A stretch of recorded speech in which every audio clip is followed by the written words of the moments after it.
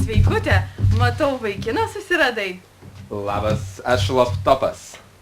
Ką veikėt šiandien? Ai, padirbėjom, pažaidėm kortom, tada dar padirbėjom, paskaičiavom, paplanavom rytdienos darbus, dar pažaidėm kortom. Nieko ypatingo. Ką tu, visai neblogai. Nu jo, o tu žiūri irgi su naujų obuoliu. Sveika, aš, laptopas OmniConnect. Nu ir kaip jisai. Oi, ne minutės nenobodžiauju. Tiek daug įdomių dalykų papasakoja. Ir apie verslą, ir apie muziką išmano. Ir net sekso vadovėlius skaito. Rrr. Iš ryto atnešė spaudą iš pašto dėžutės, buvom su draugais susitikti. Tiesa, dar užsakė mums kelionę.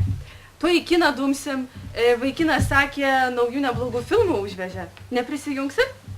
Ai, ne, mes gal kortom pažaisim. Na, tai tiek to.